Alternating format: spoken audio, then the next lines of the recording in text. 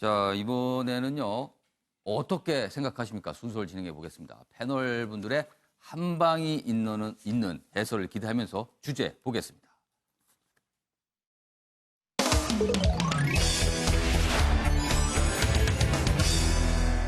오늘 어떻게 생각하십니까? 주제는 간단합니다. 아주. 뭐 그동안 나온 것 중에서 제일 짧은 주제네요. 한국당의 불만입니다.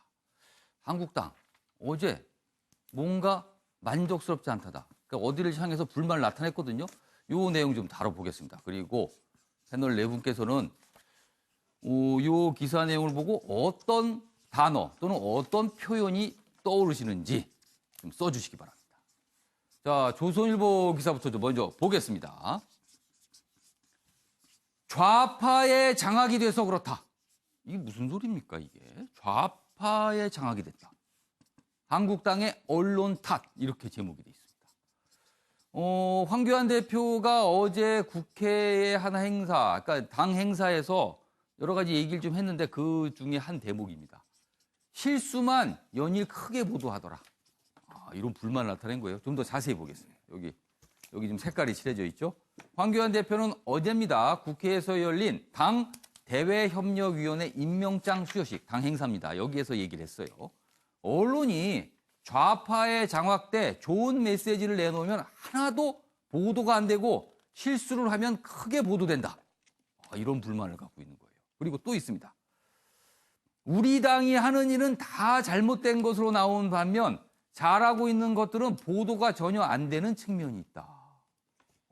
그러니까 최근에 황교안 대표 그리고 자유한국당과 관련된 여러 가지 좀 논란이 있는 대목과 장면들이 있었는데 그게 사실 언론에 크게 보도가 됐죠. 그거에 대한 불만인 것 같습니다. 관련 기사 하나 더 있습니다. 보시죠. 국민일보입니다. 황교안 좌파가 언론 장악, 우리 실수만 크게 보도된다. 역시 같은 내용 전하고 있습니다. 제목이 좀 크군요. 엉덩이춤 논란에 불만을 표출한 것 같다. 이렇게 되어 있습니다. 뭐 여러 가지 논란이 그동안 좀 있었습니다. 그럼요. 요 발언에 대해서 어제 뭐 영상으로 포착이 됐는데요. 보고 이어가겠습니다. 하고 있는 것 가는 방향들이 국민들 또 시민사회에서 안 알려지는 부분이 많습니다. 매우 많습니다. 그 원인들이 뭐 몇 가지 있겠습니다만은 중요한 하나는 언론이 좌파에 장악되어 있다는 것이죠. 그래서 우리가 좋은 메시지를 내놓으면 하나도 보도가 안 됩니다. 실수하면 크게 보도가 됩니다. 그래서 우리 당이 하는 일은 다 잘못하는 것이고 국민들에게 좋지 못하게 비칠 수 있는 이런 모습들이 많이 노출되고 또 우리 잘하고 있는 것들은 보도가 전혀 안 되고 뭐 이런 측면이 있기 때문에 그럴수록 더 우리가 시민사회와의 긴밀한 소통과 커뮤니케이션이 필요하다 하는 점을 말씀을 드립니다. 뭐 마지막 대목에서 좀 더 소통과 커뮤니케이션이 필요하다 이런 부분. 그러니까 뭔가 좀 더 적극적으로 알리겠다 이런 의지도 좀 나타냈습니다. 자, 이수희 변호사.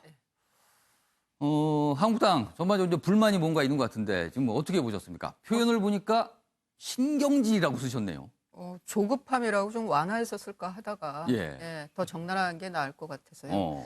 뭐 황교안 대표나 뭐 나경원 대표도 좀 비슷한 얘기를 했지만 좀 결이 달라요. 나경원 대표의 경우에는 목선 뭐 사건 이런 거 거기에 대해서 이제 뭐 언론들이 너무 가볍게 적게 다루고 있다 뭐 이런 취지로 이제 저런 얘기를 했고 황교안 대표의 경우에는 우리도 잘하는 게 많은데 그런 건 안 내보내고 이제 실수만 크게 보도하고 있다. 그래서 뭐 언론에 대한 그 문제 제기가 좀 상당히 결은 다른데 저는 뭐 나 대표의 그 지적은 상당히 설득력이 있다고 보입니다. 그거를 현실적으로 사실이라고 받아들이는 그 여론들도 꽤 되고요. 그런데 황교안 대표의 저 얘기는 맞지가 않아요. 본인이 실수 안 하면 그게 그렇게 보도될 리가 없는 거죠. 근데 저런 반응을 보이는 건 남 탓하기 시작하는, 특히 언론 탓하기 시작하면 그거는 이제 뭔가 뜻대로 안 풀릴 때, 이 뭐 축구 선수가 뜻대로 안 풀릴 때 공 한번 그냥 뻥 차거나 막 골프 선수가 채 한번 던지는 것 같은. 근데 저런 모습도 이제 그러니까 언론을 다루는 것도 정치인의 대권 후보의 자질인 거거든요. 그런 거는 이제 뭐 다른 데 탓을 돌리기보다 지금 본인이 한 두 가지 실수 그 제일 최근에 특히 아들 문제 같은 경우에는 그게 총선 때 황 대표가 어디 가서 지원 유수하는데 그런 말을 했다고 생각해요. 섬뜩한 거에 표가 우두두둑 떨어지는 말인 거예요. 그건 본인이 당신을 스스로 돌아봐야지 지금 이런 걸로 뭐 그게 만회가 된다라고 생각하면 그것도 참 그 시각도 상당히 우려스럽다. 여러 가지로 저는 그게 좀 신경질적인 반응이 나온 게 아니라 이게 또 고스란히 이렇게 보도되는 상황을 만드는 것도 썩 좋지 않다. 그러니까 언론을 자꾸 이렇게 배제하고 등 돌리게 하는 거. 그건 당대표로서 하면 안 되죠. 최근에 뭐 며칠 사이에 한국당과 관련된 여러 가지 논란의 모습들이 있었는데 그게 아까 방금 말씀하신 뭐 이른바 이제 무스펙 취업. 근데 이제 아들이다 이런 소개하는 그 발언이 특강에서 한 발언인데 논란이 됐었고요. 그에 앞서서는 외국인 노동자 임금과 관련된 발언이 있어서 그게 또 논란이 됐고요. 그리고 최근에는 이른바 엉덩이 춤 이게 또 논란이 돼서 뭐 사실 언론에 굉장히 크게 보도가 됐습니다만 제가 알기로는 거의 모든 언론, 그러니까 보수 성향, 진보 성향을 떠나서 거의 모든 언론에서 그 내용이 다뤄졌거든요. 그런데 한국당에서 좀 이런 불만이 좀 나오고 있나 봅니다. 자, 한민수 교수님. 한민수 교수님께서는 원인 제공자의 남탓 타령 이렇게 쓰셨네요. 일단 기본적으로 이런 비판을 받을 만한 언론에서 비판을 받을 만한 원인이 제공되지 않았다면은 쓰라고도 안 씁니다. 기자들이 그렇게 한가한 직업도 아니고요. 언론이 지면이 엄청 넓거나 방송 시간이 엄청 많아서 다 쓸 수 없습니다. 무조건 기자의 본령은 기사거리가 되면은 그건 뭐 여야나 뭐 대통령이나 뭐 사기꾼도 가리지 않고 기사가 되면 기사를 처리하기 때문에 그거는 한국당에서 확실히 언론관을 다시 한번 정립할 필요가 있을 것 같고요.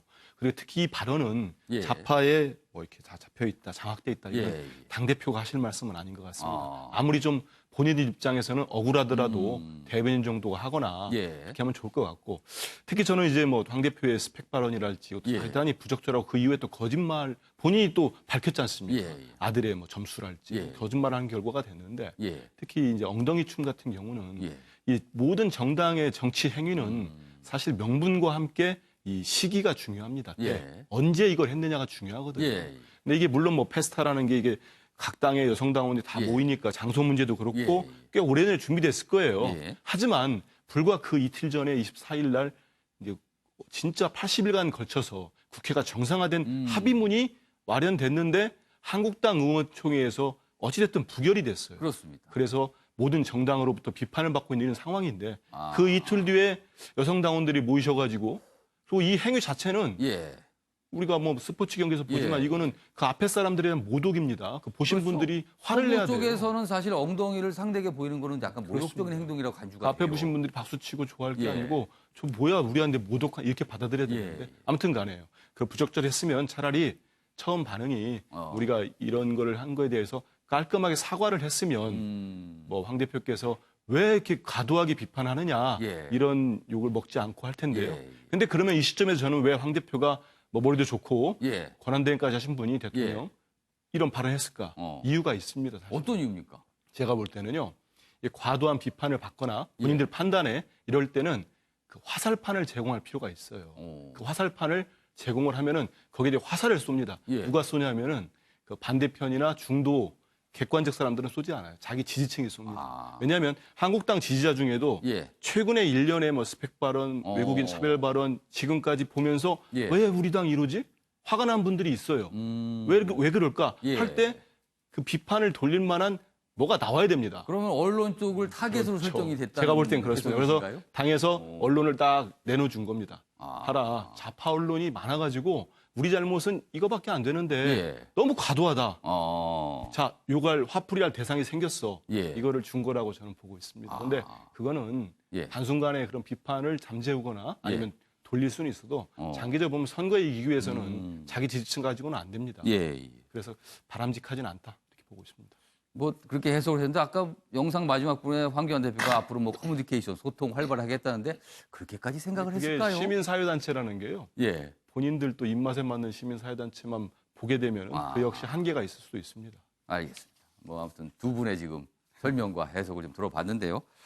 중간에 기사 하나가 더 준비돼 있어. 이런 상황에서 눈길을 잡는 기사가 오늘 하나 있더군요. 그래서 저희가 소개해드리겠습니다. 중앙일보입니다. 대표부터 당원까지 한국당 자책골. 그러자 민주당에서 이런 얘기가 나온답니다. 우리는 야당운이 있다. 이거 아픈 얘기 아닙니까? 한국당에서는? 여기 보시면 여성 당원들 엉덩이춤 비판수에도 황교안 대표는 외국인 그리고 아들 관련 발언 아까 뭐 잠시 언급했습니다. 국회 정상화 의총에서 뒤집기 뭐 이것까지 겹쳤습니다. 그리고 사진으로 뭐 그 내용을 쭉 소개하고 있군요. 자, 그러면 요 민주당의 요 얘기 좀 더 소개해드리죠. 여기 있습니다. 우리가 야당운이 있어. 요 기사를 쓴 기자가 최근에 민주당 사람들을 만나서 여러 가지 얘기를 들어봤더니 이런 말이 나오다는 겁니다. 그래서 그거를 어떤 의미일까 여기 좀 적어놨네요. 경제 사정이 안 좋은 데다 여권도 비판을 받을 사안이 꽤 있지만 야당에서 계속 사고를 쳐주니 국면을 돌파하기 편하다는 의미로 읽혔다. 이렇게 요 뜻이라고 해석을 했어요. 우리가 야당운이 있어. 자, 그럼 유효 의원님, 아무튼 이 기사까지 저희가 3가지 기사를 소개해드렸는데요. 일단 지금 상황에 대해서 어떤 단어, 어떤 표현이 떠오르신가 적어달라고 했는데 따로 놀기라고 쓰셨네요. 예, 국민과도 따로 놀고요, 야당과도 따로 놀고, 각 세대에 대해서도 따로 놀고. 그러니까 많은 언론이 공감 능력이 부족하다 이렇게 얘기를 했어요. 이를테면 저 바지 내리고 엉덩이 춤 추는 것도 과거에는 저런 방식으로 놀았는지 모르지만 지금은 흔히 말하는 이 젠더의 감수성, 그렇습니다. 뭐 이런 문제 플러스 아까 저 한민수 교수께서 말씀하신 것처럼 저 자체가 오히려 모욕적인 행동일 수 있다는 거를 지금 이 한국당 관계자들은 상황이 변했다는 거를 모르고 있는 거죠. 이 말은 국민을 향해서 우리가 가겠다라는 생각보다는 오히려 국민들에게 우리는 갈 테니 따라와라 라는 게 아닐까. 글쎄요. 정치적으로 지금의 집권당이 야당 운이 있다. 이건 사실 굉장히 무서운 얘기고 어찌 보면 굉장히 희화화하는 얘기입니다. 그러니까 이게 들으면은 한국당 입장에서 이게 굉장히 불쾌할 수도 있어요. 그렇습니다.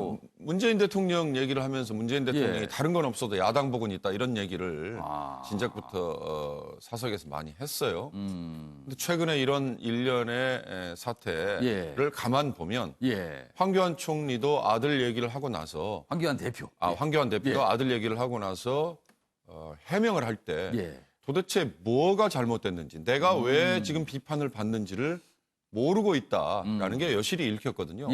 점수를 높은 점수를 낮춘 게 왜 거짓말이냐라고 한 그 얘기에서는 사실 핵심은 그게 아니거든요.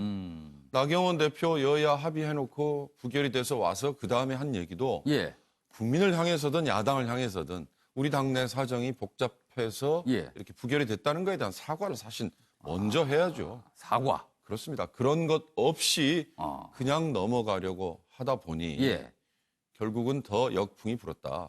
저는 이 중앙일보 기사 중에 마지막 부분에 재밌는 대목이 하나 있습니다. 어떤 내용입니까? 총선이라는 건 정권 중반에 치러지는 국회의원 총선이라는 건 항상 집권당에 대한 심판으로 갈 수밖에 없거든요. 지방자치선거도 마찬가지예요. 왜냐하면 전국 단위의 선거이기 때문에 원래 다. 집권한 중간에 이루어진 선거는 되게 집권당에 대한 어떤 판단 그렇습니다. 심판이에요. 그렇습니다. 정권이 도대체 잘하고 있느냐 못하고 있느냐 그리고 정권에 대해서 견제나 심판의 의미가 총선의 프레임이 짜지게 돼 있어요. 근데 이런 식으로 가다가는 야당을 우리가 좀 혼내줘야겠다라고 될 수도 있다. 그럼 뭡니까? 야당 심판입니까? 그렇게 된다는 거는 저는 아마 한국당이 가장 조심해야 되고 가장 아파야 될 얘기가 이거 아닐까 싶습니다. 알겠습니다. 지금 윤경호 의원께서 굉장히 좀 호된 질책을 하신 거예요, 지금요. 야당 심판. 그런 말씀을 하신 거예요, 지금. 자, 최창렬 교수께서는 이단공단 이런 표현을 쓰셨습니다. 이단공단이 그렇게 많이 쓰는 사자성어는 아니에요. 좀 해석 좀 해주세요. 최근 다음에 나오는 이제 사자성어, 고사성어인데 자기 눈에 있는 들보는 못 보고 남의 눈에 있는 티끌 본다라는 그런 의미입니다.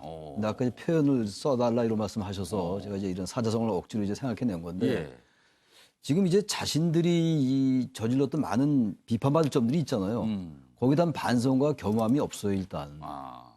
근데 정말 이 인지 감수성도 많이 떨어지는 것 같고, 예. 아까 저기 그 여성 나온 대회 때 예. 저 부분은 성인지 감수성이 전 떨어진다고 생각하고요. 예. 그야말로 어떤 것들 때문에 비판을 받는가에 대한 생각이 없는 것 같아요. 그러니까 정치적인 감수성도 떨어지고, 정무적인 판단도 대단히 미미하고, 예. 국민들과의 인식은 대단히 유리돼 있고, 그러다 보니까 저는 이런 생각이 들어요. 예. 황교안 대표와 나경원 원내대표, 이제 한국당 지도부인데, 지금의 야당 지도부처럼 그렇게 무능한 야당 지도부가 있었을까라는 생각도 들어요. 저는 개인적으로. 그리고 한국당도 마찬가지입니다. 모든 의원이 다 그런 건 아니겠습니다만 한국당에서 바라는 메시지들을 보면은 너무 시대 정신과 그리고 국민들의 인식과 너무 동떨어져 있어요. 그러니까 말끝마다 나오는 얘기들에 대한 비판에 대해서 다른 해명 아닌 해명을 하거든요. 그러다 보니까 점점 더 이제 국민들과 떨어지는 거예요. 아까 저 중앙일보 저 앞에 그 줄친 거, 경제사냐 안전에다 여권도 비판받을 게 많다. 제가 봐도 민주당이나 여권이 만약에 야당이 제대로 된 어떤 관점과 아주 합리적인 중도 또는 합리적인 보수 중도의 시각을 가지고 여권을 비판한다면 여권이 굉장히 따가운 부분들이 많아요. 여권. 사실 최근에 북한 목성 관련해서는 그럼요, 엄청난 목성도. 논란이었죠. 좀 그럼요. 계속 그리고 논란이 있습니다. 그런 당내 부분. 의원들 관련도 있었고 그리고 또 어차피 집권 세력이라 하더라도 비판받을 게 많은 거예요. 어느 집권 세력이나 다 마찬가지 아니겠어요. 언론은 그걸 비판 견제하는 게 언론의 도리인 것이지 언론이 자랑하면 보답은 언론이 아닌 거죠. 홍보기구로 전락하는 거기 때문에 언론이 비판 견제하는 건 당연한 건데 그 부분을 언론을 탓하고 있고 그러다 보니까 제가 이런 얘기 가끔 많이 해요. 이 학점 줄 때 상대평가 아닙니까? 그러니까 다 같이 못했다 하더라도 못한 학생이 더 많으면 상대적으로 조금 잘하는 학생이 A 학점을 받는 겁니다. 이른바 상대평가예요. 절대평가가 아니고. 그렇죠. 선거가 바로 상대평가거든요. 그러니까 한국당이 워낙 공부를 못하면은 민주당이 공부를 썩 잘하지 않아도 공부를 열심히 하지 않아도 좋은 학점을 받는 거예요. 그게 말하자면 이제 내년 선거가 정권심판론이라는 그러니까 선거가 원래 회고적 투표의 성격이 강해요. 전국단위에서 회고적 투표라는 건 평가의 성격이 강하다는 거거든요. 근데 내년 선거가 어떤 정권 심판이 아닌 회고적 평가보다도 회고적 선거보다는 오히려 전반적 투표. 이 야당에게 표를 몰아줬다면 큰일 나겠다라는 그런 게 작동하면 아까 말씀하신 것처럼 정권 심판론의 프레임이 아니라 야당 심판론의 프레임이 짤 수가 있다. 그러니까 선거는 구도와 이슈가 가장 중요한 거 아니겠습니까? 선거 구도 자체가 프레임을 그렇게 짜버리면은 대단히 어려진다 이런 얘기예요. 그래서 한국당이 그런 것도 인식해야지 지금의 어려움을 극복할 수 있는 게 아니야 이런 생각이 들어요. 최창렬 교수님 말씀을 들으니까 우리 국민들 유권자 입장에서 보면요. 그러면은 뭡니까? 여당도 뭐 그다지 잘하는 게 없고 야당도 그다지 잘하는 게 없고 국민이 좀 불행한 거 아닙니까? 뭔가 누구는 잘해줘야 되는데 지금 그렇지 않다라는 거잖아요. 지금 설명 그러니까 지금 다 그렇게 나오고. 제1야당이 보다 아주 냉정하게 정말 정치를 위한 비판을 해준다면 국민을 위한 비판을 해준다면 야당도 살고 여당도 사는 거고 국민도 유리해지는 건데 제1야당의 역할이 그만큼 중요하다는 겁니다. 알겠습니다. 자, 이수희 변호사께서 추가로 하실 말씀이 있으시다고요. 앞에서 그냥 황 대표 말씀만 드렸는데 저는 이게 이제 당의 지금 현역 의원들이 지금 여론조사가 나오는 거는 정당 지지율이 한국당이 29%, 30%를 못 넘어요. 29%대에 머물러 있는데 이 나가서 지역회를 돌아다니면 체감은 아마 지금 정부의 경제 정책에 대해서 불만이 50%가 넘는단 말이에요. 본인들이 생각하는 체감 득표율이 50%가 넘는 거예요. 그런데 그게 정부의 경제 정책에 대해서 뭐 또 영남의 탈원정 정책에 대해서 반대한다고 그래서 그럼 그게 온전히 한국당 표로 갈 거냐. 그게 아닌데도 여전히 낙관하는 의원들이 제법 돼요. 이거는 작년 제가 비대위원으로 거기 있을 때도 그런 의견들이 왕왕 나왔어요. 표 갈 데가 어디 있느냐. 그러니까 슬슬 간이 배 밖에 나오기 시작하는 거예요. 그러니까 이런 그 자충수들이 나오는 거예요. 제가 지금 상황을 그렇게 보시는 거래요, 지금. 그래서 저는 내년 총선을 오판하는 순간 본인들의 배지도 문제지만 말씀하신 대로 대한민국 경제가 문제라는 거예요. 안보도 그렇고 미래도 그렇고. 제발 좀 공당의식을 갖고 좀 소명의식을 제대로 가졌으면 좋겠습니다. 이러면 표 줘서 또 자기들만의 세상에서 자기들만의 잔치 벌일 것 같으면 표가 가겠냔 말이에요. 지금 한국당에 몸담고 계신 이수희 변호사께서 한국당을 향해서 아주 강하게 지금 말씀을 해 주셨어요.